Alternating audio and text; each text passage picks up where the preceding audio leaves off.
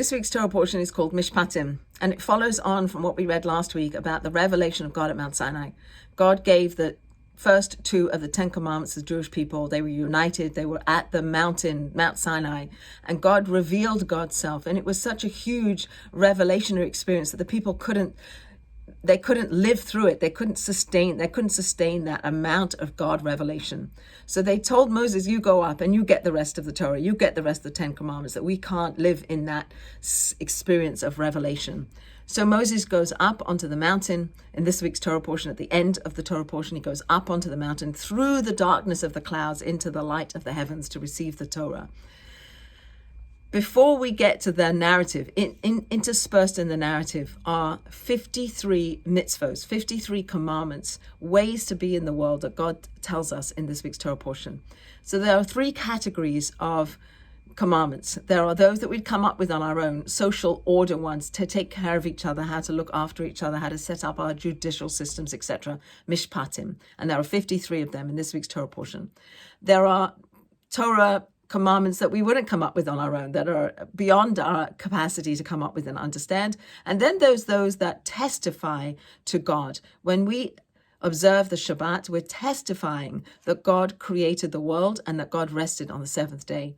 When we celebrate Passover, we're testifying that God took the Jewish people out from Egypt. These are mitzvahs, or commandments that testify to the way in which God manifests God's self in the world.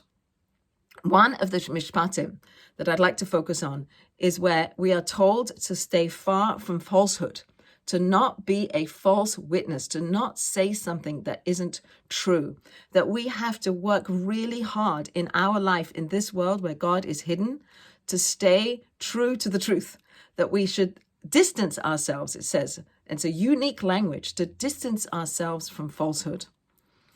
So we understand that God is the source of goodness. God is the source of truth. So when we separate ourselves from truth, we're essentially separating ourselves from God.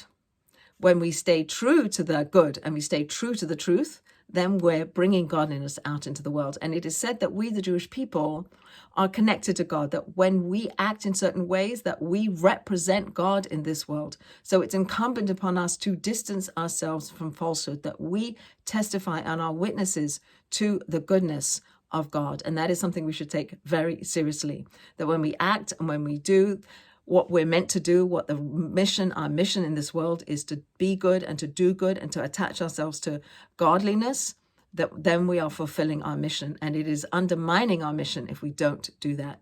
So my blessing to us is that we are able to hold on to the truth. We're able to seek out goodness in our everyday interactions and thereby reveal God in this world.